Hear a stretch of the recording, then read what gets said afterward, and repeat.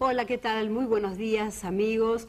Hoy, en nombre del doctor Octavio Naum Ganem, estamos aquí, yo, la licenciada Alejandra Valdés, y tenemos como invitada a una especialista del tema, es una doctora en psicología psicoanalítica. Ella es la doctora Vanessa Naul. ¿Cómo estás, Vanessa? Muy buenos días, Alejandra. Y ella es psicoanalista particular de adolescentes, adultos, de manera individual y de grupo. También es coautora del libro Psicología psicoanalítica del arte.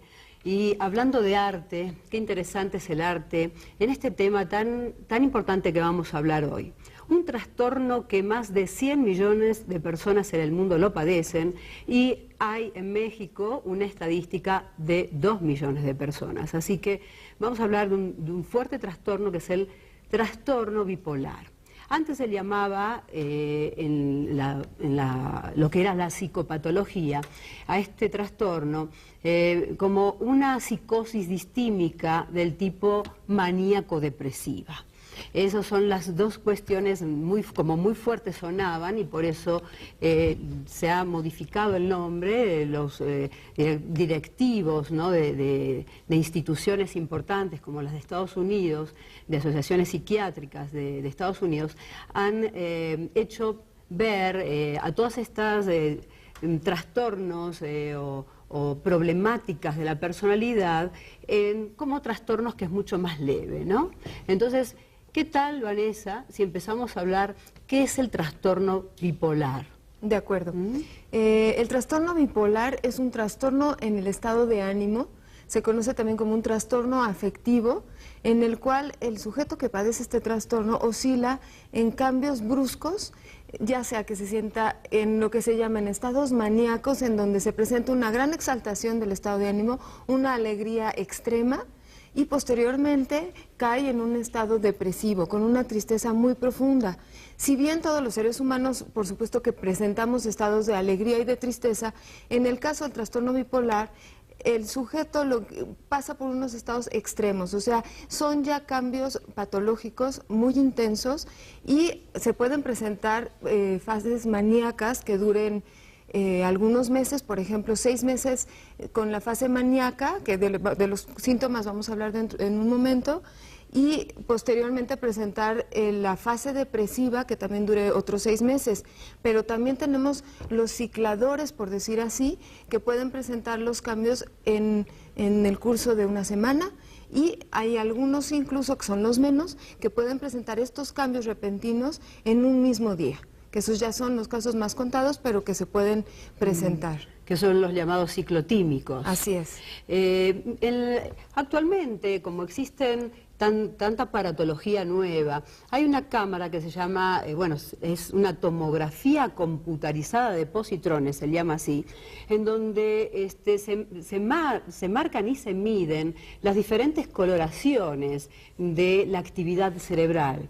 Y hay casos en los cuales entre una hipomanía y una depresión pasan más o menos de 10 a 15 días. Más o menos, doctora Vanessa, ¿cuántos son los síntomas que puede tener la sintomatología como que más presenta cuando está en un estado, por ejemplo, de depresión, el sujeto que padece este trastorno bipolar? Entre los síntomas más importantes que se presentan durante la fase depresiva, sí, sería somnolencia persistente incluso durante el día, aunque el sujeto haya dormido bien. Puede presentar confusión mental, puede también presentar falta de apetito, pérdida involuntaria de peso, en algunos casos se presenta insomnio, también lo que llamamos anedonia, que es la pérdida de placer en las actividades cotidianas que previamente le resultaban placenteras a la persona. También se pueden presentar decisiones abruptas y precipitadas, para las cuales el sujeto no ha dado una suficiente reflexión, como por ejemplo dejar a la pareja, de un día para otro dejar el trabajo, que esto va acompañando también la confusión mental que mencionábamos. También hay la presencia de pensamientos acerca de la muerte, pensamientos suicidas, ideas incluso de cómo se pudiera suicidar. Hay una preocupación marcada por sí mismo y deja de interesarse por el mundo externo. Entonces, la persona pareciera que ser muy egoísta, pero lo que pasa es que la energía que utiliza normalmente para sus actividades cotidianas está volcada sobre el yo, sobre el sí mismo. Puede haber problemas de concentración, dificultades para poner atención, problemas para tomar decisiones, se vuelven sujetos que de repente entran en una indecisión terrorífica y no pueden tomar decisiones que en otro momento serían decisiones normales, fatiga, en fin. Creo que estos serían los síntomas, son muchísimos, y estos son los más importantes. Y sí, y puede llegar a estados de melancolía, donde sí hay que estar tratado medicamentosamente, porque sí es muy riesgoso, porque puede llegar, sí, al suicidio. Claro. No es solamente pensar cómo lo va a hacer, sino que nosotros nos proponemos que ni lo intente. Claro. Que no proceda. Y los síntomas característicos en la fase maníaca o hipomaníaca también llamada, porque es como más baja en esta presencia de exaltación, ¿cuáles serían estos síntomas? En la fase maníaca lo que nos encontramos es un incremento repentino de la energía, un aumento de las actividades cotidianas, puede emprender tareas que previamente no había podido realizar. En algunos casos, sí tenemos los casos de personas creativas que en esta fase maníaca producen ya sea poemas, ya sea pinturas, ya sea algún proyecto, ¿no? Dependiendo del talento de cada persona, que en una fase maníaca sí se dedican a producir y son producciones que les van a servir como consuelo para los momentos depresivos. Pero también es cierto que en la fase maníaca nos podemos encontrar con violencia, de repente arranques de violencia hacia otras personas, también ideas delirantes de grandeza, ideas delirantes de éxito, como si sintieran que de un día para otro se pueden convertir en estrellas de cine, en grandes empresarios, o sea, son ideas que a veces no corresponden con la realidad de la persona. También encontramos que duermen poco, hablan mucho, lo que conocemos como verborrea o logorrea, exactamente. Sí. La fuga de ideas, que es cuando alguien tiene muchas ideas, una tras otra, aparentemente son ideas muy inteligentes, sin embargo ninguna se concreta. Y bueno, también encontramos esta actividad exagerada.